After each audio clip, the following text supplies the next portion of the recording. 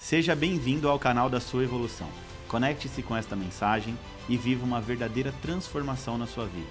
O Evolução Diária de hoje já vai começar. Olá, queridos, bem-vindos à Evolução Diária de hoje, quinta-feira, dia 10 de outubro de 2024. Eu sou o pastor Vitor Santos e estou aqui para te ajudar no seu processo de evolução. Hoje nós vamos estudar o capítulo de número 20 do livro de 2 Samuel, mas como de costume, antes da gente entrar literalmente no nosso estudo de hoje, eu quero te pedir bem rapidinho para você curtir, comentar e compartilhar esse vídeo com todos os seus amigos e familiares em nome de Jesus. Isso é muito importante aqui para o nosso canal, para o desenvolvimento do nosso canal. Quando você curte, comenta e compartilha, o YouTube entende que esse vídeo foi relevante para você e assim ele acaba indicando, sugerindo para muitas outras pessoas, tá? Então faça isso bem rapidinho, porque nós já vamos entrar na leitura bíblica de hoje.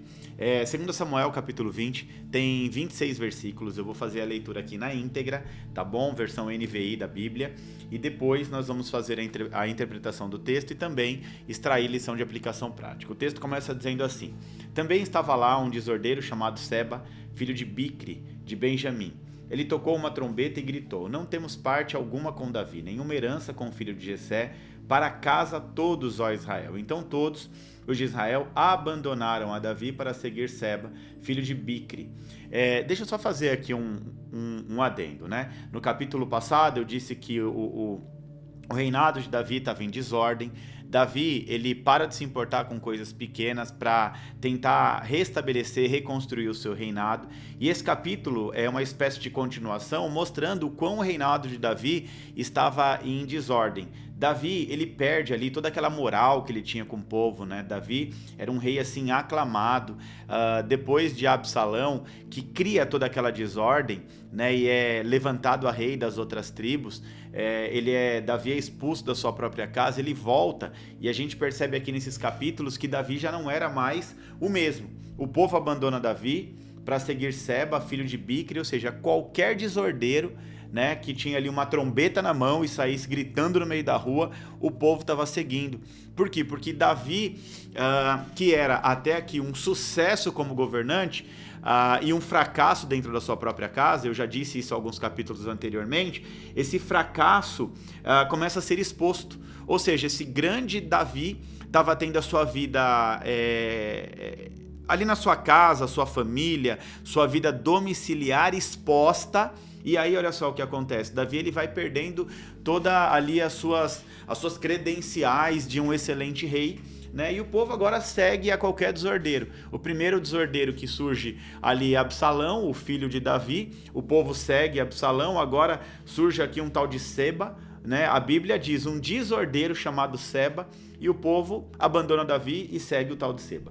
Mas os de Judá permanecem com o seu rei e os acompanham desde Jordão até Jerusalém. Quando Davi voltou ao palácio em Jerusalém, mandou confinar numa casa sob guarda as 10 concubinas que tinha tomado conta do palácio, e ele as sustentou, mas nunca mais as possuiu. Ficaram confinadas, vivendo como viúvas até a morte. Ou seja, muito provavelmente foram essas mulheres aqui que tiveram relações com o filho de Davi, Absalão. E o rei disse a Amasa: convoque os homens de Judá e dentro de 3 dias apresente-se aqui com eles. Mas Amasa levou mais tempo para convocar Judá do que o prazo estabelecido com o rei. Nem o líder mais do rei estava cumprindo as ordens do rei. Davi disse então a Abissai: agora Seba, filho de Bicri, será pior para nós do que Absalão. Chame os meus soldados e persiga-o antes que ele encontre alguma cidade fortificada e depois nos arranque os olhos. Assim os soldados de Joabe, os queretitas, os peletitas e todos os guerreiros saíram a Jerusalém para perseguir Seba, filho de Bicri. Quando estavam junto à grande rocha de Gibeon, Amasa encontrou-se com eles. Joabe vestia seu traje militar e tinha um cinto com um punhal na bainha, e aproximou-se de Amasa, deixou cair a adaga. Como vai você, meu irmão? Disse Joabe, pegando a adaga pela barba e com a mão direita para beijá-lo. E Amasa, não percebendo o punhal na mão esquerda de Joabe, foi por ele golpeado no estômago, suas entranhas se derramaram no chão, e ele morreu sem necessidade de um segundo golpe. Então Joabe e Abissai, seu irmão, perseguiram Seba, filho de Bicri. Um dos soldados de Joabe ficou ao lado do corpo de Amasa e disse: quem tiver do lado de Joabe e de Davi, que siga Joabe. Amasa jazia numa poça de sangue no meio da estrada. Quando um homem viu que todos que se aproximaram do corpo de Amasa pararam, arrastou para fora da estrada e cobriu com uma coberta. Depois que o corpo de Amasa foi retirado da estrada, todos os homens seguiram com Joabe em perseguição a Seba, filho de Bicri. Seba atravessou todas as tribos de Israel e chegou até Abel-Bet-Maaca, e todos os bicritas se reuniram para segui-lo. O exército de Joabe veio e cercou Seba em Abel-Bet-Maaca. Eles construíram contra a cidade uma rampa que chegou até a muralha externa. Quando o exército de Joabe estava para derrubar a muralha, uma mulher sábia da cidade gritou: ouçam, digam a Joabe que vem aqui para que eu fale com ele. Quando ela se aproximou, ele perguntou: tu és Joabe? Ele respondeu sim. Ela disse: ouve o que a tua serva tem para te dizer. Estou ouvindo, disse ele. E ela prosseguiu: antigamente se dizia, peço conselho à cidade de Abel, e isso resolvia a questão. Nós somos pacíficos e fiéis em Israel. Tu procura destruir uma cidade que é mãe de Israel, porque queres arruinar a herança do seu senhor. Respondeu Joabe: longe de mim uma coisa dessas, longe de mim arruinar, destruir qualquer que seja a cidade. Não é esse o problema, mas um homem chamado Seba, filho de Bicri, dos montes de Efraim, rebelou-se contra o rei Davi. Entregue-me esse homem e iremos embora. A mulher disse a Joabe: a cabeça dele será jogada do alto da muralha. Então a mulher foi falar com todo o povo, dando seu sábio conselho, e eles cortaram a cabeça de Seba, filho de Bicri, e a jogaram para Joabe, e ele tocou a trombeta, e os seus homens se dispersaram, abandonaram então o cerco da cidade, e voltou para sua casa, e Joabe voltou ao rei em Jerusalém. Joabe comandava todo o exército de Israel. Benaia, filho de Joiada, comandava os queretitas e os peletitas. Adonirão era responsável pelos trabalhos forçados. Josafá, filho de Aiude, era arquivista real. Seva era secretário. Zadok e Abiatar eram sacerdotes. E Ira de Jair era sacerdote de Davi. Vamos entender esse texto, gente? Em nome de Jesus. Muita coisa começa a acontecer aqui, perseguição, Davi levanta um como líder do exército, Joabe vai lá e mata porque o cara trai a Davi, uma confusão total, né? Se levanta agora aqui mais um homem se opondo a Davi, então era uma confusão tremenda. Bom, vamos lá. 2 Samuel capítulo 20 narra literalmente um período de muito tumulto no reinado de Israel. Tumulto esse que começa lá no capítulo anterior. O foco aqui foi literalmente na rebelião de Seba, filho de Bicri. O capítulo começa com Seba, um homem de Benjamim, da tribo de Benjamim, ou seja, ele era um homem da tribo de Saul, o antigo rei de Israel. Esse homem se levanta contra Davi, ele proclama que não há parte do povo com Davi. Gente, vamos sair daqui, deixa aí, a gente não tá com Davi, sabe? A gente não tem herança em Davi. Isso vai provocar o quê? Uma divisão, com os israelitas se afastando de Davi, enquanto os homens de Judá permanecem leais a Davi. Então a gente vê as outras tribos se afastando, se descolando do reinado de Davi e ficando aqui só o povo da tribo de Judá, a única tribo ao lado de Davi até então. Para lidar com toda essa rebelião, Davi designa o Amasa, que tinha liderado o exército durante a guerra contra Absalão, para reunir tropas e capturar esse tal de Seba. Amasa leva muito mais tempo do que o esperado, sabe-se lá por quê, ele não reuniu os homens, não estava atendendo ali o pedido do rei, a ordem do rei, o que leva Davi então a enviar Abissai, que era o irmão de Joabe, para então perseguir o Seba. Enquanto isso, Joabe encontra com Amasa e, agindo com astúcia, ele mata, retomando o seu cargo, né, como comandante das tropas de Davi. Abissai e Joabe continuam a perseguição e cercam Seba e uma cidade chamada Abel de Bet-Maaca. Essa cidade é cercada. Joabe então dá ordens para que o ataque seja feito, mas aí surge uma mulher sábia que intervém em toda aquela situação, propõe a se negociar com Joabe. Ela sugere que a cidade não seja destruída, pois é uma cidade muito importante. Joabe concorda e, após essa mulher persuadir os habitantes, Seba então é capturado, decapitado, arrancada a sua cabeça e lançada para fora da cidade, encerrando então toda e qualquer rebelião. O capítulo termina com uma lista dos principais oficiais de Davi, reafirmando a sua posição e poder no reino. Então, olha só, gente, preste bem atenção, porque aqui é parte fundamental e importante da história, tá? Aqui nesse capítulo vai ficar muito evidente um período extremamente tumultuado na vida de Davi. Davi teve que lidar com rebeliões, não apenas a rebelião de Seba, mas também a revolta do seu próprio filho Absalão, que se rebelou contra ele dentro da sua própria casa.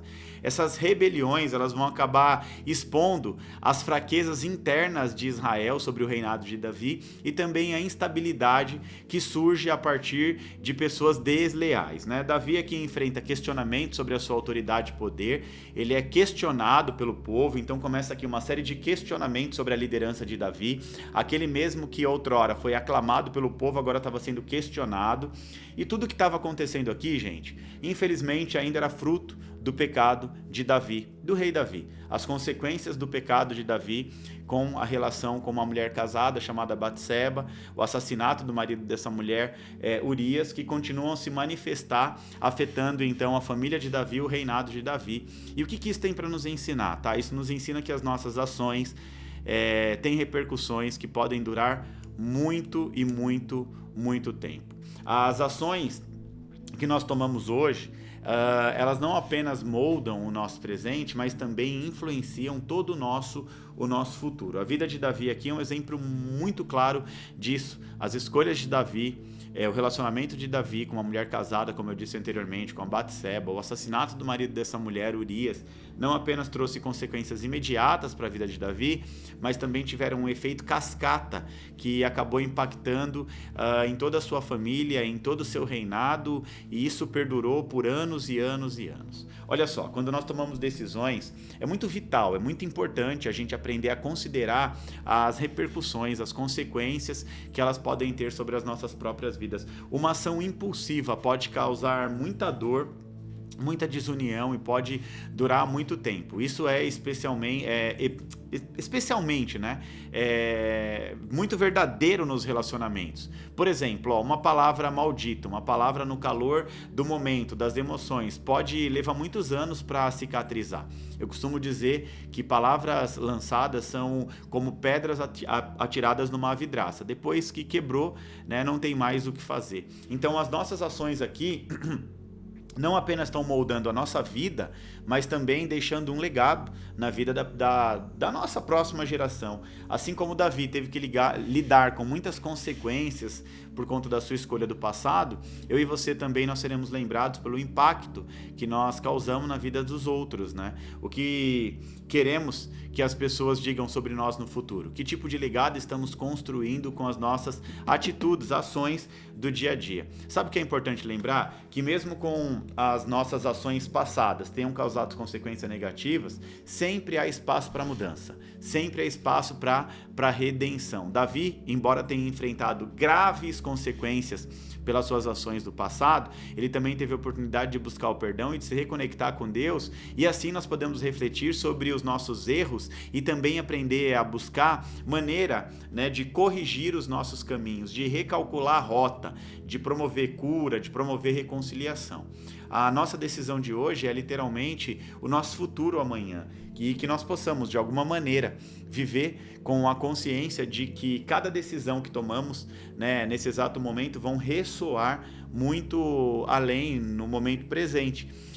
Quando a gente faz as nossas escolhas, que elas possam ser feitas debaixo de reflexão, né, os nossos valores, objetivos. Nós precisamos construir um legado positivo. Nós precisamos nos lembrar que nós temos o poder para moldar não apenas o nosso futuro, né, mas também o futuro daqueles que nos rodeiam, né, das pessoas que estão próximas a nós. Então é importante, a gente precisa aprender a ser intencional, buscar sempre o bem, buscar a paz, a unidade, sabendo que se assim estamos plantando sementes de esperança, de amor, isso vai durar para sempre. Aqui, Davi, ainda muitos anos depois, estava colhendo frutos, né, do seu pecado lá atrás. Quando Deus usa o profeta Natan, ele disse que iria pesar a mão sobre a vida de Davi. E pesou bem pesado. Então, Davi está vivendo um momento extremamente conturbado, perdendo prestígio, perdendo poder, perdendo a sua própria autoridade.